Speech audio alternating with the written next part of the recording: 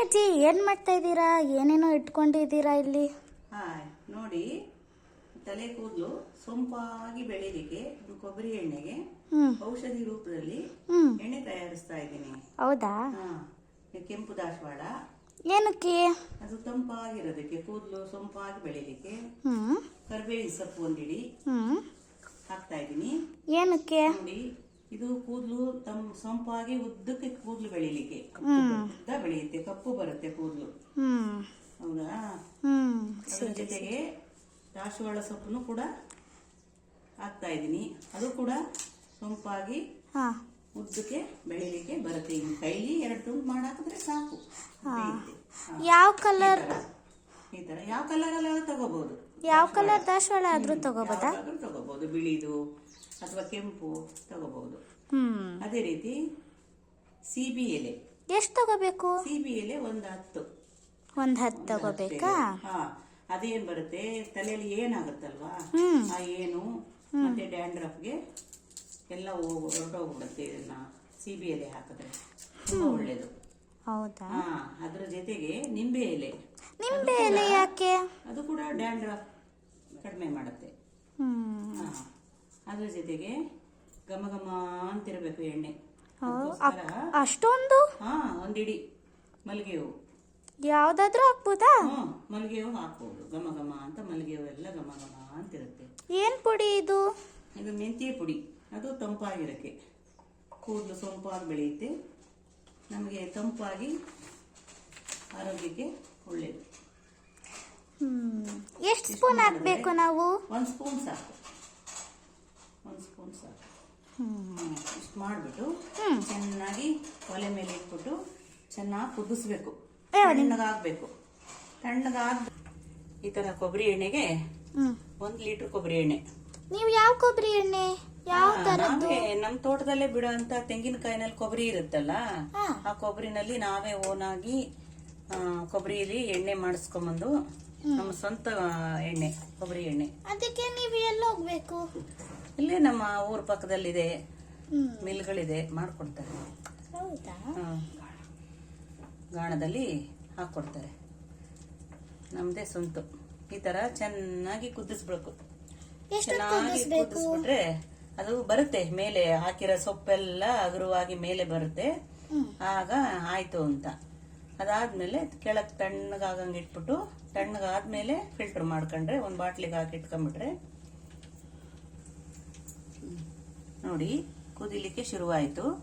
ಈ ದಾಸವಾಳದ ಹೂವೆಲ್ಲ ಬಾಡ್ತಾ ಬರ್ತಾ ಇದೆ. ಆ ಟೈಮಲ್ಲಿ ಒಂದೆಲಗ ಅಂತ, ಇದು ಬ್ರಾಹ್ಮಿ ಅಂತಲೂ ಕರೀತಾರೆ, ಅದನ್ನು ಕೂಡ ಹಾಕ್ತಾ ಇದ್ದೀನಿ ನಾನು. ಏನಾಗುತ್ತೆ? ತುಂಬಾ ದಟ್ಟವಾಗಿ ಕೂದಲು ಬೆಳೆಯುತ್ತೆ, ಕಪ್ಪಾಗಿರುತ್ತೆ ಕೂದಲು, ಸೊಂಪಾಗಿರುತ್ತೆ. ಈ ತರ ಕುದಿಸ್ಬೇಕು. ಚೆನ್ನಾಗಿ ಕುದಿಸ್ಬಿಟ್ಟು ಸಾಕ, ಕುದಿರೋದು ಕಡಿಮೆ ಆಗತ್ತೆ.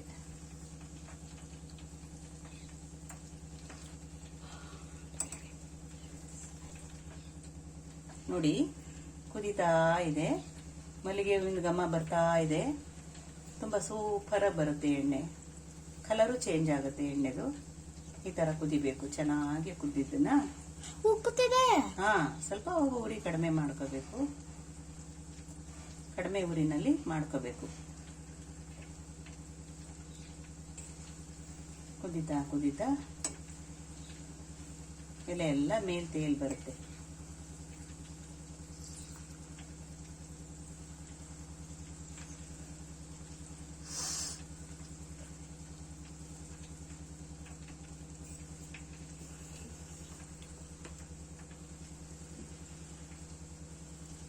ವಾವಜ್ಜಿ, ಎಷ್ಟು ಬೇಗ, ಎಷ್ಟು ಈಸಿ ನಮ್ಮ ಮೆಥಡ್ ಅಲ್ಲಿ ನಮ್ಮ ಕೂದಲನ್ನ ದಟ್ಟವಾಗಿ ಮಾಡಬಹುದಲ್ವಾ?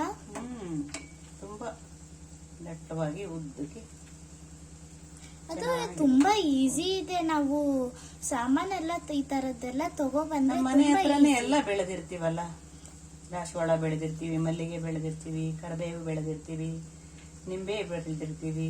ಎಲ್ಲ 2 ಎಲೆ ಹಾಕ್ಬಿಟ್ಟು ಕುದಿಸ್ಬಿಟ್ರೆ ಸೂಪರ್ ಆದ ಎಣ್ಣೆ ತಯಾರು. ಓ, ಒಂದೆಲಗ ಎಲೆ ಸಹ ಚೇಂಜ್ ಆಗ್ತಿದೆ. ಚೇಂಜ್ ಆಗ್ತಾ ಇದೆ.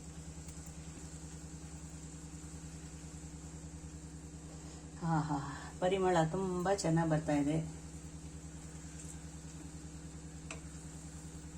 ಈ ತರ ಎಷ್ಟೊತ್ತು ಕುದಿಸ್ಬೇಕಜ್ಜಿ? ಒಂದು 20 ನಿಮಿಷ ಕುದಿಸಿದ್ರೆ ಸಾಕು. ವಾವ್, ಇದೆಲ್ಲ ಇಂದುಲೇಖ ತರನೇ ಪ್ರಯೋಜನ. ಓನ್ ಆಗಿ.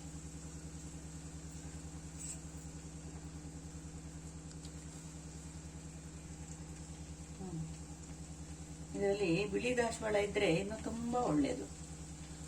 ಅದರಲ್ಲಿ ಔಷಧಿ ಗುಣ ಇದೆ.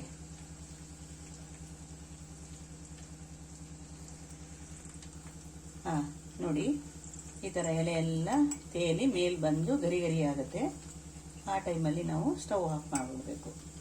ಆಫ್ ಮಾಡಿ ಕೆಳಗಿಟ್ಬಿಟ್ಟು ತಣ್ಣಗಾಗೋ ತನಕ ಬಿಟ್ಬಿಡ್ಬೇಕು.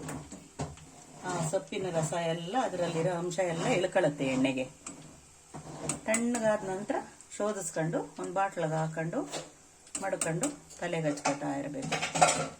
ಥ್ಯಾಂಕ್ ಯು ಅಜ್ಜಿ, ಎಷ್ಟು ಒಳ್ಳೆ ಟಿಪ್ ಹೇಳಿದೀರಾ. ಸೊ ನೀವು ಸಹ ಕೇಳಿಸ್ಕೊಂಡ್ರಲ್ಲ ನನ್ನ ಪ್ರಿಯ ವೀಕ್ಷಕರೇ. ಸೊ ಈಗ ನೀವು ಸಹ ಮನೆಯಲ್ಲಿ ಈ ತರ ಎಲ್ಲ ಇದ್ರೆ ನೀವು ಟ್ರೈ ಮಾಡಿ, ಜೊತೆಗೆ ಎಷ್ಟು ಚೆನ್ನಾಗಿ ಬಂತು ಅದ್ರ ರಿಸಲ್ಟ್ನ ನೀವು ಕಮೆಂಟ್ ಬಾಕ್ಸ್ ಅಲ್ಲಿ ಕಮೆಂಟ್ ಮಾಡೋದನ್ನ ಮರಿಬೇಡಿ. ಅದ್ರ ಜೊತೆಗೆ ಲೈಕ್ ಮತ್ತೆ ಸಬ್ಸ್ಕ್ರೈಬ್ ಸಹ ಮಾಡಿ. Thank you friend.